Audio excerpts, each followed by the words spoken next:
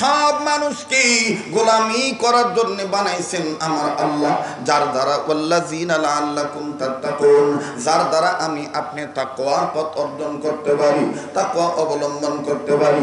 দেখেন ইমাম আহমদ ইবনে হাম্বল ডাক দিয়ে বলতেছেন, আল্লাহ আল্লাহ গো, আমি তোমার মাহবুব বান্দা হতে চাই, গোলামি করি, তোমার সাহায্য চাই। তোমার একটু গরম উপশম আমার দরকার, একটু গরম তাপের দরকার। এবার ইমাম আহমদ ইবনে হাম্বল নিজের ঘর থেকে বের হলেন, কেউ কোনো আগুন জ্বালাইছে কিনা দেখতে দেখতে, খুঁজতে খুঁজতে খুঁজতে খুঁজতে আমার বন্ধুগণ ওনার নজরে পড়ে গেল দূরবর্তী স্থানে কে জানি চুলা ধরাইছি। চুলার আগুন এত বড় আগুন, উপরে উঠতেছে আবার নামতেছে। এর দ্বারা ইমাম আহমদ ইবনে হাম্বল বুঝতে পারলেন এটা মোমবাতির আগুন নয়, এটা কোনো মশালের আগুন নয়, এটা চুলার আগুন, বড় আগুন। যাই তো দেখি কে আগুন ধরাইল। এবার ইমাম আহমদ ইবনে হাম্বল সামনে গেলেন, সামনে যায় দেখতেছেন অন্য কোন নারী নয়, একজন সুন্দর চেহারার অধিকারী একজন যুবক। এই যুবকটা রুটি বিক্রেতা, রুটি বানায়, তাই আগুন ধরাইছে রাত্রিবেলায় আগুন ধরাইছি। ঢাকাবাসী আপনারা দেখবেন যাত্রাবাড়ি থেকে শুরু করে চিটাগাং রোড, কাশপুর বলেন আর সোনারগাঁ বলেন, যত দূর যাবেন এদিক সেদিক আমার ভাইরা এপার আর ওই পার, এই সাইডে ওই সাইডে, এই শীত মৌসুমে অনেক মা বোন, অনেক বাপ ভাই সংসারের জীবিকা নির্বাহ করার জন্য মাটির চুলা ধরায়, চিতায় পিঠা ভাবে, ভাবা পিঠা বানায়, তেলের পিঠা বানায়। কথা কয় না, ব্যবসায়ীদের মা পিলাইছি, তা আমার বুঝাবাস করতে হইব না। আমাদের বড়রা আমাদেরকে শিখাইছেন মৌকা কি समझलिए बात कहो और महल की समझलिए आहल बनाओ और इंसान की समझलिए प्यार करो। মৌকা বুঝা কথা কইও, মানু বুঝা ফিরিত করিও, মাহাল বুঝা আহাল বানাইও, যেখানে রাজনীতি দরকার সেখানে রাজনীতি কইলো, যেখানে পেট নীতির দরকার সেখানে হালাল ভাবে বৈধ বান্ধায় পেট নীতির ধান্দা কইলো। এরার আগুন বেরাত লাগাইও না, এরার আগুন বেরাত লাগাইও না। আমার ভাইরা, তো ইমাম আহমদ ইবনে হাম্বল রহমতুল্লাহ আলাইহি উনি দেখতেছেন যে এই যুবক রুটিওয়ালা আগুন ধরাইছে, দেখা আমি এখন আগুন তাপাই। আগুন তাপাইতে যে আবার মনে মনে আলেম মানুষ তো চিন্তা করতেছে যে আমি যে আগুন তাপাবো, ফট করে যদি এই যুবক কয় চুলা কি আপনি ধরাইছেন না আমি ধরাইছি, কইতে পারে না। হ্যাঁ, যারা বাদাম আলাতেন আনতা দেই, বাদাম খাও, একটু হিসাব করে খাইও। আমি রাত বিরাট বাজার করতে আসি, দেখি যে অনেকে গাজরের দোয়ানে আনতা দেই, কয় গাজর কত কইরা, একটা খাইয়া লেছি, সাবধান। তো ইমাম আহমদ ইবনে হাম্বল রহমতুল্লাহি আলাইহি উনি সিদ্ধান্ত নিলেন যে আমি যদি বিনা অনুমতিতে আগুন তাপাইতে যাই, এই যুবক আমাকে খোঁটা দিতে পারে, বাধা দিতে পারে। তো কি করা লাগবে? তো অনুমতি নেই। অনুমতি নিতে যাইয়া আবার ডাক দিয়ে কয়, যদি সালাম না দেই তো বলতে পারে দেখতে দেখা যায় কত সুন্দর। হ্যাঁ, বোঝা যায় একজন মনে হয় মুসলিম পণ্ডিত হবেন, কিন্তু সালাম দেন না কেন? আপনি কি জানেন না রসুলের হাদিসকে আপনি পড়েন নাই? আসসালামু কাবলা কালাম। ব্যবসায়ীরা আপনি এটা একটা রেওয়াজ চালু করবেন, কথা বলার আগে সালাম বলেন না কি? সালাম, আর সালাম যেন আরতের সালাম না হয়, বাজাইয়া সালাম যেন না হয়, আসসালামু আলাইকুম এরকম যেন না হয়, আসসালামু আলাইকুম এরকম যেন না হয়। সালাম দিতে হইব সহি শুদ্ধভাবে। যেমন আমাদের হারবি হযরত রহমতুল্লাহি আলাইহি হাকিমুল উম্মতের আজাল্লাহ খলিফা, তিনি বলেছেন, তারও খলিফা করাচির হযরত হাকিম আক্তার সাহেব রহমতুল্লাহ আলাইহি বলেছেন, সালাম শুদ্ধ করার সহজ পদ্ধতি হলো যেই সালাম নামাজে ওই সালাম সমাজে, যেই সালাম নামাজে আর সালাম দেওয়ার ক্ষেত্রে ভিতরে ট্রেনিং করতে হবে, ভিতরে ট্রেনিং করতে হবে। ট্রেনিং কি আমার বাইরা? ট্রেনিংটা হলো এই তিনটা কথা আপনি মুখস্থ করবেন। যেমন আমাদের যাত্রাবাড়ি হযরত একটা কিতাব উম্মতের ইসলার জন্য সাহাল নুসখা হিসাবে সহজ ব্যবস্থাপত্র প্রেসক্রিপশন আকারে অনেক বাংলাদেশের অনেক মসজিদ মাদ্রাসায় এই কিতাবটা আছে। আমি নিজেও একসময় করোনার সময় এটা ফেরি করছি। প্রায় 12,000-এর উপরে এই 1 মিনিটের মাদ্রাসা কিতাব উত্তরবঙ্গে, দক্ষিণবঙ্গে, পশ্চিমবঙ্গে আমি মসজিদে মসজিদে বয়ান করে এগুলো আমি পৌঁছে দিছি। আমার ভাইরা, তো এই 1 মিনিটের মাদ্রাসার কিতাবের মধ্যে সুন্দর করে লেখা আছে যে সালাম দেওয়ার সহজ পদ্ধতি হলো 3টি, মানে ভিতরে 3টা প্রশিক্ষণ মনে মনে জপন করা। জোরে জোরে সালাম দেওয়া, শুদ্ধ করে সালাম দেওয়া, আগে আগে সালাম দেওয়া। তো মুখস্থ করেন না, আগে আগে সালাম দেওয়া। খালি নিবেন না দিবেন? আমগো অবস্থা তো এমন হয়েছে, বেটা আমি বড় আড়তের মালিক, তুই আমার সালাম আলী দেস না কে? কথা কয় না, আগে আগে সালাম দেওয়া। ওই যে কয় না, আগে আগে সালাম দেওয়া, জোরে জোরে সালাম দেওয়া, শুদ্ধ করে সালাম দেওয়া। আগে সালাম দিবে যে জান্নাতের বাড়ির মালিক হবে সে। কেমন লাগতেছে? ভালো লাগতেছে না? হ্যাঁ। তো ইমাম আহমদ ইবনে হাম্বল রহমতুল্লাহ চিন্তা করলেন যে আমি এখন সালাম দেব। এই সালাম দিতে আবার মনের মধ্যে খটকা লাগতেছে, আমি যে আরে সালাম দেব, এ কি ধর্মীয় মানুষ না বিধর্মী মানুষ, এটা তো জানি না। তো ইমাম আহমদ ইবনে হাম্বল বলেন, আল্লাহওয়ালাদের ভিতরে চোখ খোলা না বন্ধ? উনি চিন্তা করে দেখলেন যে আমি একটু মোরাকাবা করি, এই ছেলেটার সম্বন্ধে পরিচয় আল্লাহর কাছে জানি। উনি চোখ বন্ধ করলেন, চোখ বন্ধ করে দেখেন বাতিনি চোখ দিয়ে আল্লাহ দেখায় দিতেছে এই ছেলে শুধু মুসলমান না, জান্নাত ওয়ালা ছেলে। আরো আসতে কম, কি ছেলে? জান্নাত ওয়ালা ছেলে। তো ইমাম আহমদ ইবনে হাম্বল বলতেছে সুবহানাল্লাহ, এই জান্নাত ওয়ালা সন্তান, আমি কি ভাবলাম আর হইল কি? তো এবার কাছে দিয়ে ডাক দিয়ে কয়, আসসালামু আলাইকুম ওয়া রাহমাতুল্লাহ। বাবা আমার খুব ঠান্ডা লাগছে, আমি একটু আগুন তাপাবো। ছেলেটা ডাক দিয়ে বলতেছে কুই মুশকিল নেই, কোনো সমস্যা নাই, আপনি আগুন তাপান।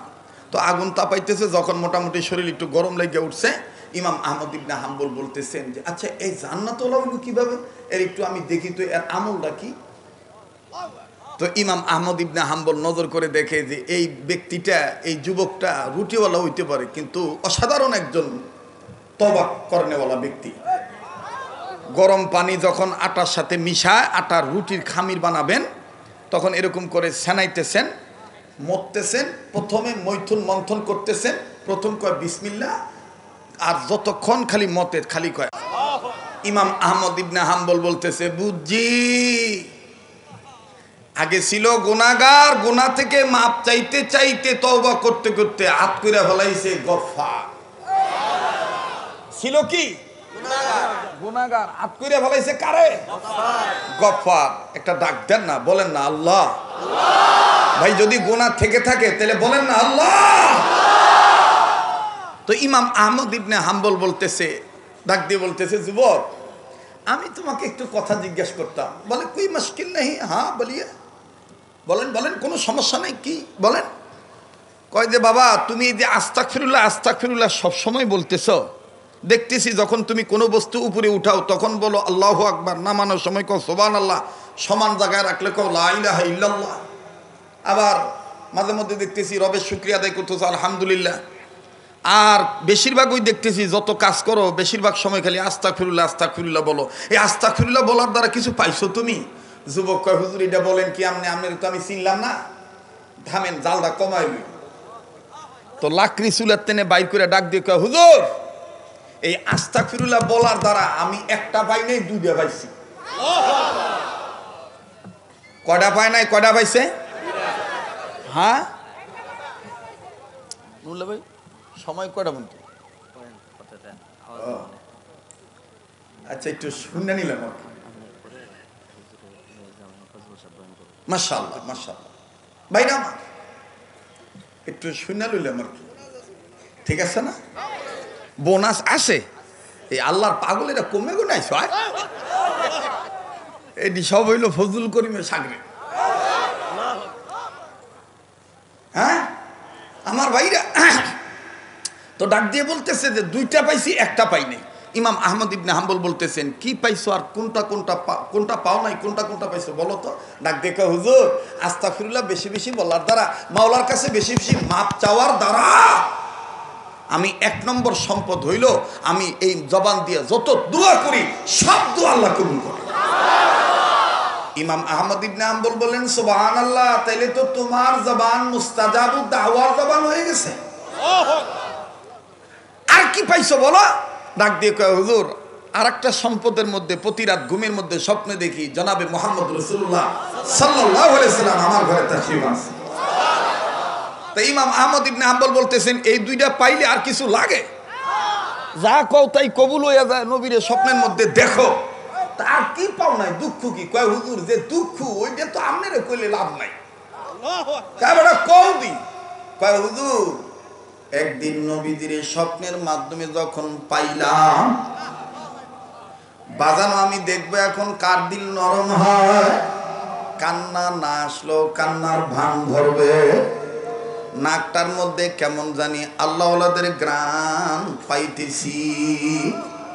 যেদিকে তাকাই সেদিকেই শুধু নূর আর নূর দেখতে পাচ্ছি। আমার দিল বলে আজকের মাহফিলে দোয়া কবুল হয়ে যাবে। মায়া লাগা ডাক দেন না, বলেন না আল্লাহ। আমার বন্ধুগণ কিছু সময়ের জন্য মুরাকাবায় চলিয়া যান, আপন আপন কবর সামনে নিয়ে আসেন। এই দুনিয়া থাকার জায়গা না, এই দুনিয়ায় কেউ চিরদিন থাকতে পারবো না। আমি আপনি রঙ্গরসের তামাশার জিন্দেগি পালন করি, দুনিয়ার চাকচিক্যময় পাইয়া হালাল ব্যবসা বাদ দিয়া হারাম ব্যবসা করার ফিকির করি। কিন্তু বাজান আকাবিরে দেওবন্দের নমুনা দেখেন, আকাবিরে দেওবন্দের ইতিহাস খুলিয়া দেখবেন বন্ধু। ফকিহুন নাফস রশিদ আহমদ গঙ্গুই রহমাতুল্লাহি আলাইহি, আল্লাহু আকবার, উনি প্রত্যেকটা দিন ঘুমানোর আগে আমার বন্ধুগণ একটা চিঠি লিখতেন আল্লাহর কাছে। ওই চিঠিটা আপন বালুসের নিচে রাইখা ঘুমাইতে। চিঠির ভাষা ছিল এইরকম, মালিক এই যে আমি ঘুমাবো, না জানি এই ঘুম আমার শেষ ঘুম। আমার বন্ধুগণ এই বয়ান আমার আপনার জীবনের শেষ বয়ান হইতে পারে।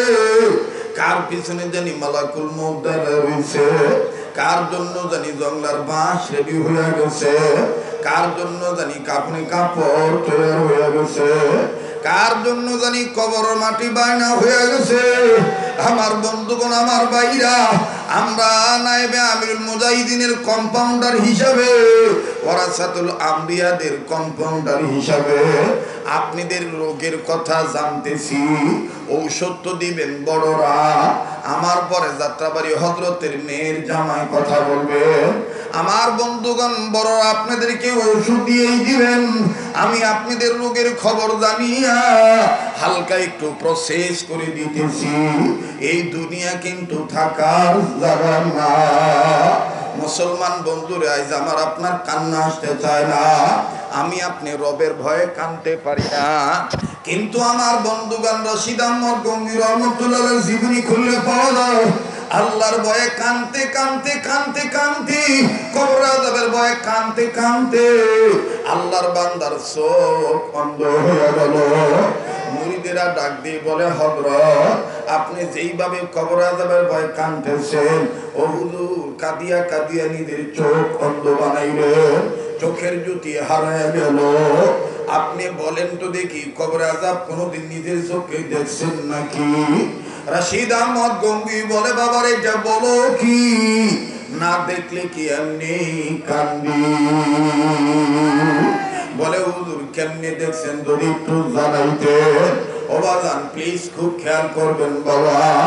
রশিদ আহমদ গঙ্গি রহমাতুল্লাহি আলাইহি ডাক দিয়ে বলতেছেন, বাবা শোনো, প্রায় কবর জিয়ারত করি, কেননা রাসূল বলছেন কবর জিয়ারত করা সুন্নাত।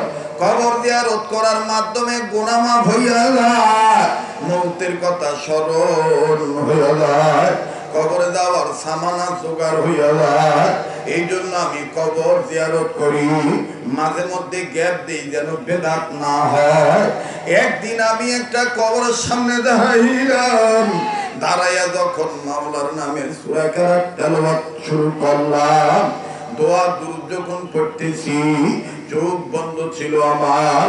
হঠাৎ করে যেই কবর জিয়ারত করি, ওই কবর থেকে কেমন জানি একটা গরম বাতাস আমার গায়ে লাগতেছিল।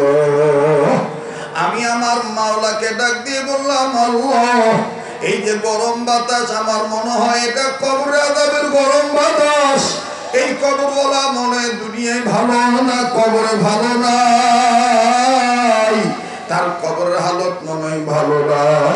আল্লাহ, তুমি যদি আমার একটু দেখায় দিতা, তাইলে আমি কবর আযাব থেকে বাঁচার জন্য তোমার দরবারে সাহায্য চাইতাম। ও বাজান, যারা বিশ্বাস করেন কবরে যাওয়াই লাগবে, মায়া লাগায় গুনাহ মাফ পাওয়ার জন্য ডাকবেন না, বলেন না আল্লাহ, দেন না, দেন না, ডাকবেন না, বলেন না আল্লাহ। কেউ কারো দিকে তাকাইবেন না, কেউ কারো নিয়ে চিন্তা করবেন না, নিজের নিয়ে নিজে চিন্তা করবেন। বন্ধু, মান আরাফা নাফসাহু ফাকাদ আরাফা রাব্বাহু। যে নিজেরে চিনলো সে আমার আল্লাহরে চিনলো, যে নিজেরে চিনে নাই সে আমার আল্লাহরেও চিনে নাই। আমার বন্ধুগণ, এই যে মাহমুদুল হাসান সাহেব দামাত বরকতুল্লাহ আলিয়া, গত রমজানে সোনার মদিনায় বাজানদের জিজ্ঞাসা করা হয়েছিল, হযরত, আমরা দুনিয়ায় হার ওয়াক্ত মৃত্যু পর্যন্ত ভালো হইয়া থাকতে চাই, মৃত্যুর পরও যেন কবরে জিন্দেগি ভালো হইয়া যায়। হযরত আমাদেরকে ছোট্ট আকারে বলছেন, আমি আমার শায়েখের কথাটা তোমাদেরকে বলি, তোমরা শুনিয়া লও। আল্লাহ পাক যে তোমাকে আমাকে দুইটা চোখ দিয়েছে, দুনিয়া আখিরাতে যদি ভালো হইতে চাও, তাহলে আল্লাহর দেওয়া দুইটা চোখ দিয়া, একটা চোখ দিয়া মানুষের গুণ দেখবা, আর এক চোখ দিয়া শুধু নিজের দোষ দেখবা, তাইলে তুমি দুনিয়া আখিরাতে ভালোই থাকবা। এ বন্ধু, আমাদের চোখ হলো দুইটা, একটা চোখ দিয়ে আল্লাহ আমার বন্ধুগণ মানুষের গুণ দেখবো, আর এক চোখ দিয়ে নিজের দোষ দেখবো। আল্লাহ আপনি আমাদের তৌফিক দান করেন, বলেন না আমিন, আবার বলেন না আমিন। রশিদ আহমদ গঙ্গী রহমতুল্লাহ আলাইহি বলেন, মাওলাই পাক যখন আমার বাতিনি চোখ খুলিয়া দিল, আমি এবার কবরের দিকে নজর করিয়া দেখি, কবর বলা ভালো নাই, কবরের ভিতরে খালি সাপ আর সাপ। লোকটাকে এমন ভাবে দংশন করতেছি, এমন ভাবে আঘাত করতেছি, এই কবরওয়ালার সর্বাঙ্গ পেঁচা পেঁচা সাপগুলো ধরছে, আর এমন ভাবে কামড় দেয়, লোকটার কলিজা পর্যন্ত তুলে নেয়। আবার নজর করিয়া দেখতে পাই, এই লোকটার নাক, দুইটা নাকের ফাঁকা, এক নাসিকার ফুটা দিয়া এই ভয়ঙ্কর সাপ ভিতরে ঢুকিয়া যায়, আর এক নাকের ফুটা দিয়া মস্তিষ্কের মগজ বাইর করে আনে। লোকটা কান্দে আর ডাক দিয়ে বলে, আল্লাহ, দুনিয়া আমি গুনাহ করেছি, তার কারণে তুমি আমার কবর আযাব দিয়ে গ্রেফতার করছো। ও আল্লাহ, আগে বুঝি নাই কবর হলো ইমিগ্রেশন কাউন্টার। কবরে যদি কেউ মাপ পাইয়া যায়, দুনিয়ায় হাসরে আর কোনো জায়গায় তার ধরা নাই। এখন বলতেছি, আল্লাহ, আমার বন্ধুগণ, দুনিয়া কিন্তু কেউ চিরদিন থাকতে পারবো না। প্লিজ বাজান, কেউ কারো দিকে তাকাবেন না, নিজের চিন্তা নিজে করবেন। রশিদ আহমদ গঙ্গী বলেন, ওই দিন থেকে আমি আমার মাওলাকে বলছি, মাওলা, যেই চোখ দিয়ে কবর আযাব তুমি আমারে দেখাইছো, ওই চোখ দিয়ে দুনিয়ার আর আমি কিছু দেখতে চাই না। আমি হাসর ময়দানে তোমার দিদার লাভ করিয়া জান্নাতে যেতে চাই। ও আল্লাহ, আমাদেরকে তুমি তৌফিক দাও, বলেন না আমিন। এবার ইমামে আহমদ ইবনে হাম্বল ডাক দিয়ে বলেন, যুবক, বলো না কি পাও নাই? যুবক ডাক দিয়ে বললেন, হুজুর শোনেন, আপনার নাম তো আমার জানা নাই। রাসূল সাল্লাল্লাহু আলাইহি সাল্লাম যখন আমি নবীজির হাত ধরলাম, নবীজির হাতটা আমি ছাড়তে চাই না। আমার নবী ডাক দিয়ে বলেন, যুবক, তুমি আমার হাতটা ছাড়তে চাও না কেন? আমি যুবক রুটিওয়ালা তখন বলছিলাম, ইয়া রাসূলুল্লাহ, তওবাকারীর ঘরে আপনি আছেন, আপনার আমি পাইছি। নবী গো, হাসরের ময়দানে আপনার হাত ধরে আপনার সাথে জান্নাতে যেতে চাই। আমার নবী তখন বললেন, যুবক, যদি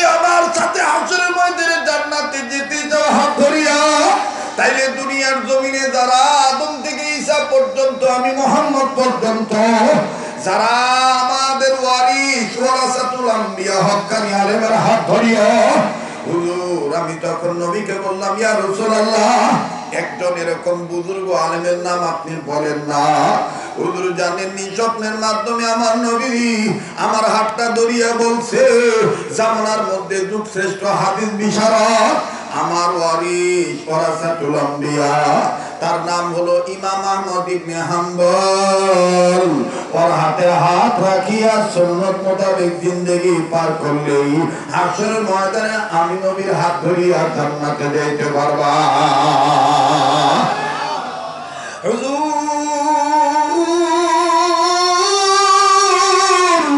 ওই দিনের পর থেকে আমি ইমাম আহমদ ইবনে হাম্বলের তালাশ করতেছি। আমি খুদিয়া খুদিয়া বেড়াই, ওনার তো আমি পাই না। হুজুর এই জন্য আমার মনের মধ্যে দুঃখ হইল। আমি দুইটা জিনিস পাইছি, একটা সম্পদ এখনো পাই নাই। বাকি জীবন আলেমের সোহবতে থাকিয়া যে আমি কাটাবো, এই ইমাম আহমদ ইবনে হাম্বল এখনো পাই নাই। একটু খেয়াল করছেন নি বাজান? আগুন তাপাইতেছেন কে? বলেন না, আগুন তাপাইতেছেন কে? ইমাম আহমদ ইবনে হাম্বল। কথা বলতেছেন যুবক যার সাথে, তার নাম কি? ইমাম আহমদ ইবনে হাম্বল। ইমাম আহমদ ইবনে হাম্বল বললেন, যুবক, নবীজিকে কি তুমি জিজ্ঞাসা করো নাই? নবীজিকে কি তুমি জিজ্ঞাসা করো নাই? নবীজি ইমাম আহমদ ইবনে হাম্বলকে তালাশ করিয়া পামু কেমনে? যদি পাইয়াই যাই তার সিনার আলামত কি? যুবক বলে, হুজুর আমি কি বসিয়া রইছি? আমার নবীকে আমি জিজ্ঞাসা করেছিলাম, ইয়া রাসূলুল্লাহ, ইমাম আহমদ ইবনে হাম্বলকে দেখতে কেমন হবে? আমি কেমনে বুঝবো ওনার নাম ইমাম আহমদ ইবনে হাম্বল? যুবককে ইমাম আহমদ ইবনে হাম্বল বলেন। তারপরে নবী কি বলছেন? ডেকে ডেকে বলেন, হুজুর ইমাম আহমদ ইবনে হাম্বল নাকি উনি? নবীজি বলছেন, একমাত্র ইমাম আহমদ ইবনে হাম্বলই জানেন হাসরের ময়দানে কয়জন নারী হাসতে হাসতে জান্নাতে যাবে। আর কি আলামত বলে, আরো নমুনা হুজুর বলছেন, ইমাম আহমদ ইবনে হাম্বলের হাতের সাথে হাত লাগানোর পর ওই হাত যদি আমি নাকের কাছে নেই, নবীজির শরীর মুবারক থেকে, নবীজির হাত মুবারক থেকে আমি যেরকম জান্নাতি খুশবু মিশক আম্বরের গ্রাম পাই, ইমাম আহমদ ইবনে হাম্বলের হাত ধরলে নাকি ওই গ্রাম পাওয়া যাবে। আল্লাহু আকবার। ইমাম আহমদ ইবনে হাম্বল ডাক দিয়া বলেন, আল্লাহ। এখন আর যুবকের সামনে কোনো কথা বলে না, নিজে নিজে কান্দে আর ডাক দিয়ে বলে, আল্লাহ,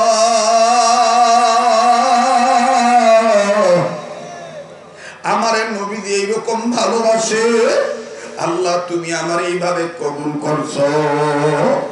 ইমাম আহমদ ইবনে হাম্বল হাত পিছনে নিয়ে নিলেন। যুবক ডাক দিয়ে কয়, হুজুর আপনি কাঁদেন কেন? বুঝে আসলো না কি কারণে আপনি কাঁদতেছেন, আমার বুঝে আসলো না। ইমাম আহমদ ইবনে হাম্বল ডাক দিয়ে বলেন, যুবক তোমার সমস্যা কি? বলে, হুজুর আবার দেখতে পাইলাম আপনি হাত পিছনে নিলেন, আমার তো এখন সন্দেহ হয় নবীজি যেই নাকের কথা বলছেন, যে চেহারার বর্ণনা দিছেন, আপনার চেহারার মধ্যে কেমন জানি ওই রকম মুহাম্মাদী নূর দেখা যায়। আল্লাহু আকবার। হুজুর আপনি হাতটা কেন পিছনে নিলেন? ইমাম আহমদ ইবনে হাম্বল ডাক দিয়ে বলে, যুবক আমি লম্বা করব না তোমার সাথে, আমার নাম আমি পরে বলবো। নাম বলার মাধ্যমে যদি আনানিয়াত প্রকাশ পায়, আমার আল্লাহ আমার থেকেই সম্পদ কারিয়াও নিয়ে যাইতে পারে। বাজান রে, আজকে যারা আমরা নামের পাগল, আমাদের বড়রা বলেন নাম দিয়া দরকার নাই, কামের দরকার।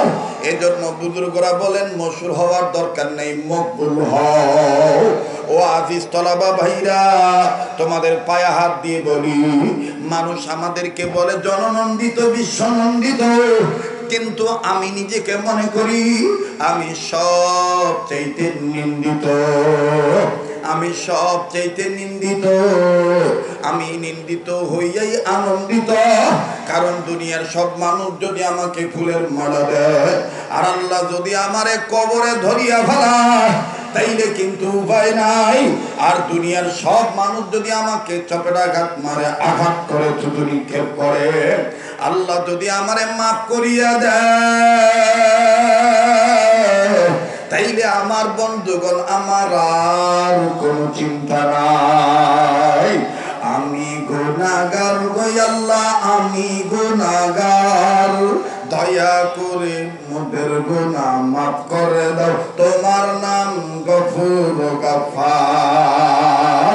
একটা ডাক দেন না, বলেন না আল্লাহ। ইমাম আহমদ ইবনে হাম্বল ডাক দিয়ে বলতেছেন, বাপ যুবক, শোনো শোনো, 5টা নারী জান্নাতে যাবে হাসতে হাসতে।